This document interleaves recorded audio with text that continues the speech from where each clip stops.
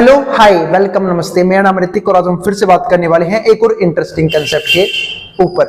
तो ये वीडियो उन बच्चों के लिए मोस्ट इंपॉर्टेंट होने वाली है जिनका या तो बीए प्रोग्राम में फर्स्ट सेमेस्टर एग्जाम है या फिर जिनके पास सब्जेक्ट है बेसिक मैथमेटिक्स फॉर इकोनॉमिक्स। तो करते वीडियो शुरू, जहां पे आज हम फिर से बात करने वाले हैं लेसन नंबर 7 के ऊपर एक और इंटरेस्टिंग कंसेप्ट के साथ, जहां पे आज हम बात करेंगे कंटिन्यूटी क्या होती है।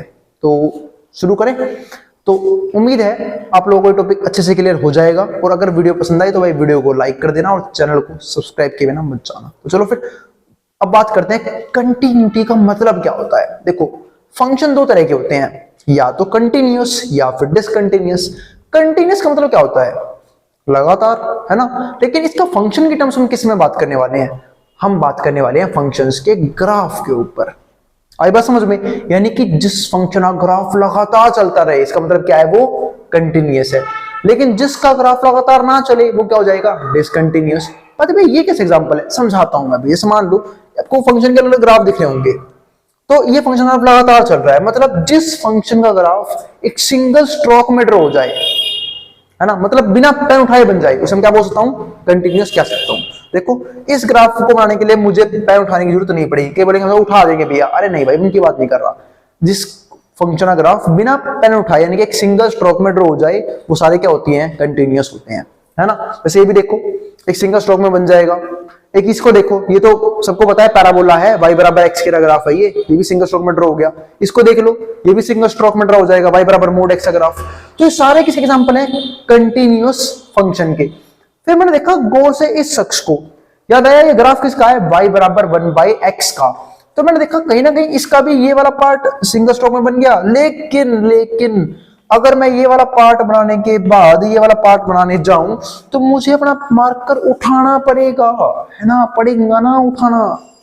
तो बस, तो जब मैंने ये वाला पार्ट बनाया तो मैं समझ गया कि ये ग्राफ क्या है? डिसकंटिन्यूअस है। ठीक है, क्योंकि मैंने देखा चलो यहां तक तो यहां तो लगातार बन रहा है, लेकिन अगर मैं इसको ड्रॉ करने जाऊंगा तो मुझे यहां से वहां जाने के लिए पैन उठाना पड़ेगा या फिर वहां से यहां आने के लिए पैन उठाना पड़ेगा। इसका मतलब ग्राफ डिसकंटिन्यूअस है।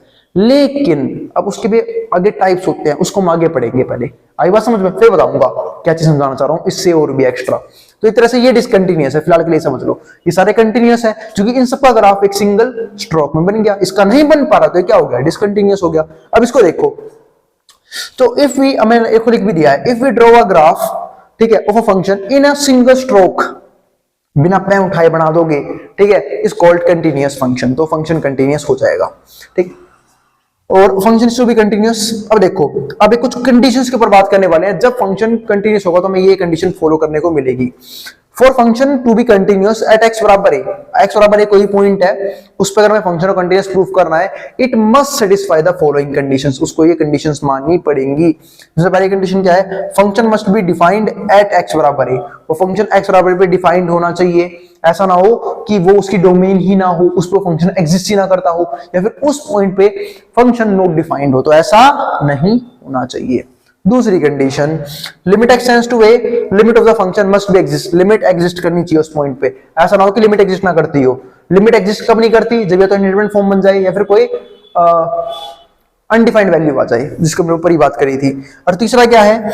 Limit x tends to a, function f के बराबर आना चाहिए। इसका मतलब ये होता है, याद है मैंने आप लोगों को पहली वीडियो में 3 चीजें निकालनी सिखाई थी, left hand limit, right hand limit और फाइनाइट वैल्यू। ये तीनों चीज अगर बराबर आ गई तो फंक्शन कंटिन्यूअस हो जाता है। ये लास्ट कंडीशन है, ये तीनों चीजें बराबर होनी चाहिए कि उस फंक्शन की उस पॉइंट पे लिमिट, चाहे वो लेफ्ट हैंड हो चाहे वो राइट हैंड हो, और फंक्शन की फाइनाइट वैल्यू यानी कि फंक्शन की उस पॉइंट पे वैल्यू दोनों बराबर आनी चाहिए, तभी वो होती है। इसका मतलब LHL equals to RHL equals to finite value का आना बहुत जरूरी है, वरना वो कंटिन्यूअस प्रूफ नहीं होगा। तो आपको मात्र 3 कंडीशन रखनी है, बहुत इजी है ना। पहला, फंक्शन उस पॉइंट पे जहां पे हम कंटिन्यूटी चेक करने वाले उस पर डिफाइंड होना चाहिए। दूसरा, उस पर लिमिट एग्जिस्ट करनी चाहिए। तीसरा, उसकी लिमिट उस फंक्शन के फाइनाइट वैल्यू के बराबर आना चाहिए, यानी कि शॉर्ट फॉर्म में बोल सकता हूं LHL RHL और फाइनाइट वैल्यू बराबर आने बहुत जरूरी है। ये 3 कंडीशन मान ली तो फंक्शन कंटिन्यूअस हो जाएगा। ठीक बात बताओ, अगर आपको 3 कंडीशन ना पता होती तो फंक्शन ग्राफ याद करते घूमते। क्या मैं हर एक फंक्शन का ग्राफ बना के चेक करूंगा क्या कि वो कहां पे टूट रहा है, कंटिन्यूअस है या नहीं है? नहीं ना। तो इसलिए हमने ये मेथड अपना लिया चेक करने के लिए, ठीक है, कि जो मेरी ये 3 कंडीशन मान लेगा तो कंटिन्यूअस हो जाएगा, वरना कंटिन्यूअस नहीं होगा। अब हमने कंटिन्यूअस के ऊपर बहुत सारी बात कर ली, अब बात करते हैं डिसकंटिन्यूअस फंक्शंस के ऊपर। ठीक है, तो डिसकंटिन्यूअस फंक्शन भी दो तरह के होते हैं, ठीक है, जिसको मैं अब वापस उस पर जाऊंगा। एक तो होता है इरिमूवेबल डिसकंटिन्यूअस, मतलब एक ऐसी डिसकंटिन्यूटी जिसको हम रिमूव नहीं कर सकते। दूसरा रिमूवेबल डिसकंटिन्यूटी, जिसको हम रिमूव कर सकते हैं। जैसे इस फंक्शन में वापस आते हैं, तो मैंने देखा इसका ग्राफ टूटा इस 1/x के x की वजह से, क्योंकि सपोज करो किसी ने x की जगह 0 रख दिया होगा तो 1/0 तो नॉट डिफाइंड हो जाएगा, यानी कि इंफिनिटी बनता है ना, जानते हैं नॉट डिफाइंड हो जाएगा। तो इसका मतलब ये है कि अगर मैं बोलूं कि y बराबर 1/x और x की वैल्यू 0 नहीं हो सकती, अब ये फंक्शन डिफाइंड है, अब ये फंक्शन डिफाइंड भी है, साथ साथ कंटिन्यूअस भी है। अब तो ये कंटिन्यूअस लगातार बन रहा है। भाई मेरी बात समझ में कि मेरे भाई अगर आप इस पॉइंट को इग्नोर कर दो तो भी तो ग्राफ कंटिन्यूअस हो गया। इसी को बोलते हैं, ठीक है, कि वो रिमूवेबल डिसकंटिन्यूटी है या फिर इरिमूवेबल डिसकंटिन्यूटी है। तो फिलहाल कौन सी थी? रिमूवेबल, इसको हम रिमूव कर सकते थे। इसी के साथ मैंने दो एग्जांपल और लिए ताकि आपको और अच्छे से क्लियर हो जाए। जैसे इसको देखो, इस नमूने को, इसकी लिमिट चेक करनी है, मैं लिमिट लिख देता हूं, लिमिट x टेंड्स टू 2, इसमें चेक करनी है एट x बराबर 2। अब मानो 2 पर लिमिट चेक करनी है, तो मैंने क्या देखा कि अगर मैं इस फंक्शन 2 रख दूं तो यूं ही 0 हो जाएगा। 2 में 2 है 0, फिर तो सारा ही नाश हो गया। 1 मतलब एक तरह से नॉट डिफाइंड हो जाएगा जब नीचे वाला पार्ट 0 हो गया। तो क्योंकि हम जानते हैं किसी भी रैशनल फंक्शन में अगर हमें डोमेन और रेंज निकालनी है तो नीचे वाला पार्ट कभी भी 0 नहीं होना चाहिए। अगर नीचे वाला पार्ट 0 हो गया, सारा खेल वहीं खत्म हो जाएगा, फंक्शन नॉट डिफाइंड हो जाएगा। तो फिर मैं कहां से मानूंगा ये तीन कंडीशन? तो मैंने देखा कि ये फंक्शन ग्राफ है ना, मुझे कुछ ऐसे बनाना पड़ेगा। मैंने इस 4 को लिखा 2 का स्क्वायर। अब मैं आपको खोजता हूं आइडेंटिटी, कौन सी? a square minus b square की, और जो क्या होती है a माइनस बी यानी कि x माइनस 2 और a प्लस बी यानी कि x प्लस 2, और नीचे क्या आएगा? x minus 2। अब इससे हमारा कट जाएगा, x प्लस 2 रह गया। अब लिमिट क्या है? लिमिट है x टेंड्स टू 2। जब 2 रखूंगा अब तो ये डिफाइंड हो जाएगी लिमिट। लिमिट भी डिफाइंड है, वो जो दिक्कत दे रहा था वो पार्ट भी हट गया। अब ये फंक्शन कंटिन्यूअस है।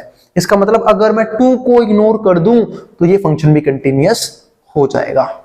बस 2 पॉइंट को, इस 2 को इग्नोर करना है, 2 दिक्कत दे रहा है मुझे, 2 पे फंक्शन नॉट डिफाइंड हो रहा है। ऐसे नीचे वाला पार्ट देखो। अब अगर मैं नीचे वाला फंक्शन देखूं तो मैंने देखा कि ऊपर तो चलो कोई मतलब नहीं है, मेरे को नीचे वाला पार्ट 0 नहीं होना चाहिए, क्योंकि नीचे वाला पार्ट 0 हो गया तो उस पॉइंट पे फंक्शन ही क्या हो जाएगा? नॉट डिफाइंड हो जाएगा। तो मैंने देखा नीचे वाला पार्ट 0 कहां का होगा? देखते पहले ये 0 कहां बनेगा? ये 0 बनेगा -1 पे, तो x की वैल्यू -1 रखते ही ये 0 हो जाएगा, और ऐसे ही x की वैल्यू -2 रखते ही ये वाला पार्ट 0 हो जाएगा। तो अगर मैं इस क्वेश्चन की बात करूं तो अगर मैं इन 2 पॉइंटों को छोड़ दूं, -1 और 2 जो नाश करवा रहे हैं मेरा, उसके अलावा ये फंक्शन भी क्या है? कंटिन्यूअस हो जाएगा, डिफाइंड हो जाएगा। आई बात समझ में? तो उम्मीद है आपको कंटिन्यूटी और डिसकंटिन्यूटी का बेसिक सा कंसेप्ट समझ में आ गया होगा। क्वेश्चंस के ऊपर बात नहीं करी मैंने सिर्फ बात करी कंटिन्यूटी होती क्या है, डिसकंटिन्यूटी क्या होती है, और डिसकंटिन्यूटी की 2 टाइप कौन कौन सी? इरिमूवेबल डिसकंटिन्यूटी और रिमूवेबल डिसकंटिन्यूटी, जिनको हम रिमूव कर सकते हैं, जिनको हम रिमूव नहीं कर सकते, उनकी टाइप्स भी देख ली। आई बात समझ में? कैसे रिमूव करते हैं वो भी समझ लिया।